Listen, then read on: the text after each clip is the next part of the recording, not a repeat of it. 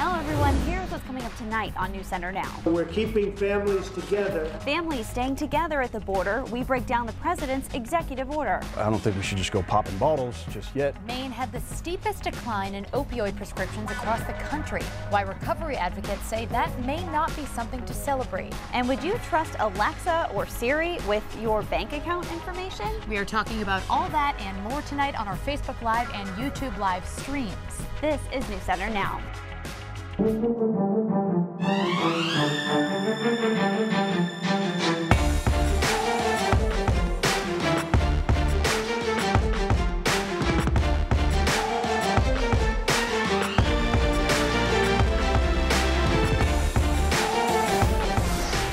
With the epidemic claiming lives every day, Maine leads the nation in curbing opioid prescriptions. Hello, everyone. I'm Lindsay Mills. And I'm Christina Rex. The state saw a 25% decrease in the amount of opioids being prescribed from 2016 to 2017, according to a new study by Avalere Health. That's far more than the nationwide decrease of 11%.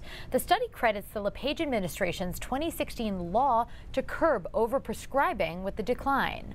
While this may seem like a win, it has some concern about unintended consequences.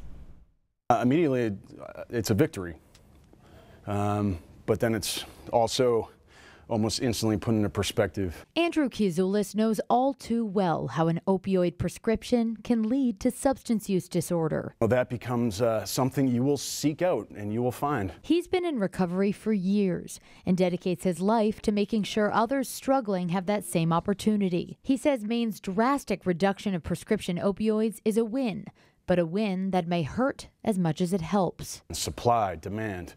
You cut off the supply, that doesn't mean the demand just goes away. Gordon Smith of the Maine Medical Association agrees that reducing prescription opioid amounts is not a one-and-done solution to curb Maine's epidemic, a crisis that killed more than 400 people last year. The overprescribing were one of the causal effects of the epidemic, but not the sole one. And so medicine needed to clean up that piece. That's the piece that medicine owned. And this data shows that we're doing that very rapidly. While curbing opioid prescriptions is one step in the direction of statewide recovery, both men say there's far more work to be done. In particular, the creation of more recovery centers. There's this resource that I know and I can point to, and there's a roof over it, and there's a, it's an actual physical establishment, this literal lighthouse in the fog of hope. While limits on prescribed opioids could prevent future substance use problems, Andrew wants to see a new focus on helping those already struggling. I was driving over here thinking, there are entire memories that I have where everybody's dead. We also heard from Operation Hope, a recovery program in Scarborough. They said in part, the damage has already been done. There needs to be a lot more work than just putting a cap on prescriptions. Real work is actual quality treatment without waiting for weeks. All right, we'll see what comes from there. Okay, switching gears now. First day of summer, guys, tomorrow, and it may be what the hot weather fans are hoping for. Jess Conley's here now. Ladies' Day on Now. Jess, what's the forecast? The forecast looks good, too. It's going to be nice again tomorrow, very similar to what we saw today. Pretty high pressure in place. There is a cold front that's going to come through overnight tonight. It could bring a few showers, especially to down East Maine, but for the most part, we'll stay dry tonight and right through the day tomorrow, too. Most of us are seeing plenty of sunshine. We have seen some showers across far northern Maine and a few more on the way. Could even see a few thunderstorms over the next several hours, and then again that cold front comes through tonight. It only will cool us off a little bit though. 80 today was the high temperature in Bangor, 78 in Portland, 79 in Augusta and Waterville. The temperatures have only cooled off a couple of degrees now. Still not too bad out there at all. Still actually 80 in Bangor. It's 72 in Portland. A little bit of a sea breeze kicking in there, 73 in Wiscasset. And as we go through the overnight hours, watch this cold front again. It comes through mostly overnight tonight and into early tomorrow. We could see some clouds to start the day tomorrow, but as we get into tomorrow afternoon, it's going to clear up nicely again, and we'll see plenty of sunshine. We'll talk about that in the weekend forecast coming up in just a bit, guys. A gravesite marker honoring officers killed in the line of duty was stolen from an Augusta ceremony. Police say a brass flag holder identifying the final resting place of Officer Rufus Lishnes is missing. Augusta police searched the Mount Hope Cemetery grounds and didn't find it. They now believe it was taken. Officer Lishnes died while serving his community in 1984. All right, this one might as well be a tennis match at this point. 1 minute minimum wage is changing. The next, it's not. As of this morning, Maine's governor was talking about his latest attempt to slow the rate at which the wages go up. And hours later, that delay was slammed by the legislature. But small business owners who struggle to make ends meet want some sort of compromise figured out in Augusta, like Aaron Lord in Turner. We're not in Portland here. I can't, charge $28 for an omelet because no one would come here. Aaron Lord went to college to be an architect, but his roots were in the culinary world. My dad used to own a catering company out in Los Angeles, catering movies on location. So I did that as a teenager. And it's the career path he chose. I think the biggest thing is multitasking. Eventually opening his own restaurant, Terry and Maxine's, in Turner. Order up. He cuts costs by doing most of the cooking himself. I have to do a lot of stuff like old school legwork. And being in the kitchen all the time, I don't have that time to do it. He works 90 to 100 hours a week. And when you do the math to determine his hourly pay, it's far less than his wait staff. It's frustrating. He says when it comes to minimum wage, there needs to be a compromise. I'm happy for them. I want to see them make money. But, it is a little disheartening when you're putting all that time in and they make that much money in 30 hours a week. His message for those who support the $12 wage increase by 2020? Own a business and then talk to me. And Governor Paul LePage says he has no problem with the minimum wage, but it could create a domino effect where everyone eventually wants a higher wage. Okay, so yesterday we showed you 3 hacks to help you fly through airport security. If you're taking off anytime soon, here's something else you may want to know. Powders in your carry-on luggage will flag you for further screening. At the end of this month, passengers heading to the U.S. with more than 350 milliliters of powder could have their carry-on searched. It includes spices, ground coffee, protein mix, and cosmetic items that are about the same size as a soda can. I know I carry that amount around with me. TSA says if you fly back into the U.S. with coffee or spices, you should put it in your checked luggage. If they believe it to be suspicious, at the checkpoint, they may ask you to throw it away. Our neighbors to the north are making big moves with marijuana. Yeah, Canada will become the second country in the world to totally legalize the use of recreational marijuana from coast to coast. The Cannabis Act passed its final hurdle yesterday. Canadians will now be able to buy and consume marijuana legally starting on October 17th. The drug will also be available to order online from federally licensed producers, and Canadians can grow up to 4 plants at home. Okay, Instagram I'm on board with, Facebook I'm on board with. Even I have a hard time keeping up with Snapchat. It's really all hard to keep track of. There's so many options.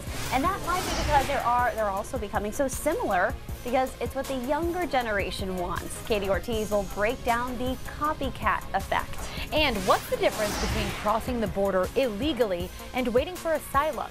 It's very different in the eyes of the law, but many migrants arrive without a clear idea. That's coming up.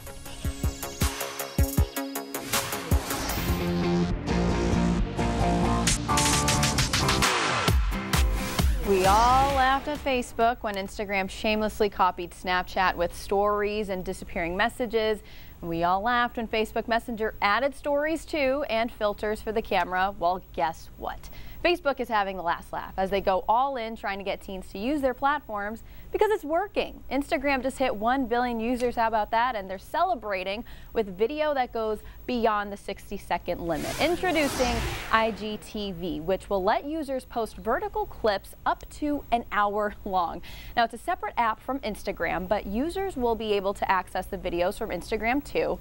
Now, IGTV creators will have a channel, kind of like that, that YouTube website. See where I'm going with this? And they've got another trick up their sleeve, and trick meaning another idea that they're also copying. Facebook's creator app, made for publishers and creators, will now have polls available for video. If that's too old school for you, how about a gameplay tool for Facebook Live?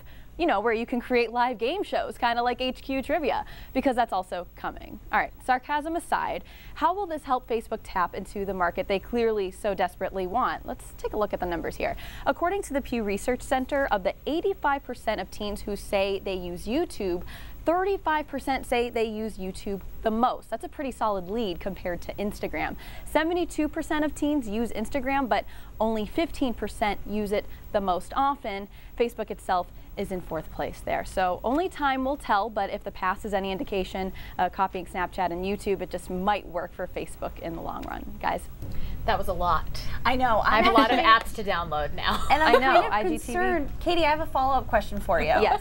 Will the Facebook compete, the HQ type game, will that compete with the 3 p.m. and 9 p.m. time that HQ already has? It's possible. It's clearly what they're kind of looking for. But HQ Trivia, I would say the hype has kind of gone down since we first started playing back, I believe it was in March. But we'll see how it goes. Maybe they'll give out some cash prizes too. I've already committed to playing until I win HQ, so we'll see how that goes for me. Absolutely. There you go. All right, thanks, Katie. All right, would you trust Alexa with your bank account information?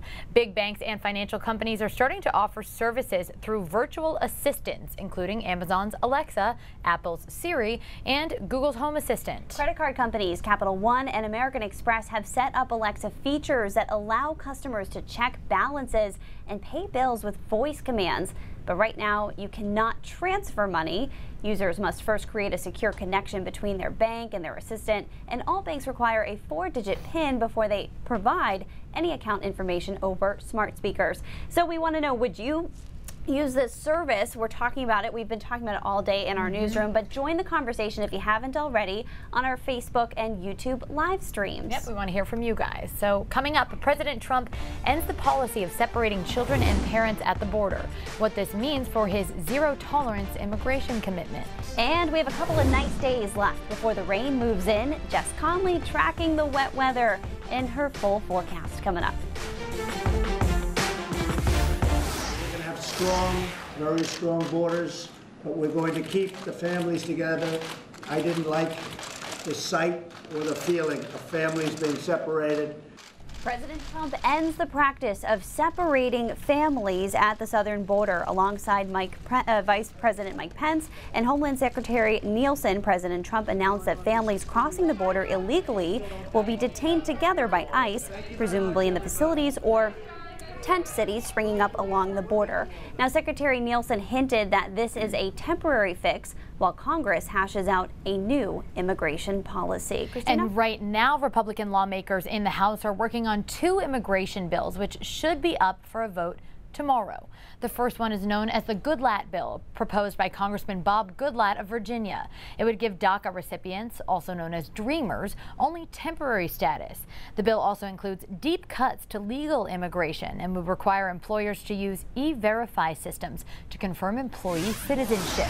The other bill, known commonly as the Compromise Bill, is considered more moderate. It was drafted by House leaders and White House staffers. Now, this bill provides Dreamers an eventual pathway to citizenship and would not include employee E-Verify requirements. Now, here's what the 2 bills have in common. Both provide funding for President Trump's promised border wall. They also end the diversity lottery program. Now, President Trump is meeting with GOP leaders over the course of the week to nail down something that could get through Congress. Lindsay? All right, Carrick, thanks. Well, in the eyes of the law, there's a difference between a family that crosses the border illegally and a family that requests asylum at the border. But many aren't sure what the difference is and are just trying desperately to get into America. Oscar Margine reports from the border. It's yet another rainy day for asylum seekers camped out at this Brownsville port of entry at the Texas-Mexico border. 9 people were out here when we showed up, mainly Central Americans and this Brazilian family, all trying to weather the storm using plastic bags and pieces of carton to keep themselves and their belongings dry, as they await their turn on the Mexican side to get their asylum claim filed. This single Honduran mother carrying her 5-year-old daughter and her 9-year-old son is putting a brave face. It'll be the 3rd night she's waited out here. Elsie Hernandez says she was told by customs agents she needed to stick around or else she would lose her spot. She wasn't aware she could face prosecution and have her children separated from had she crossed the river instead.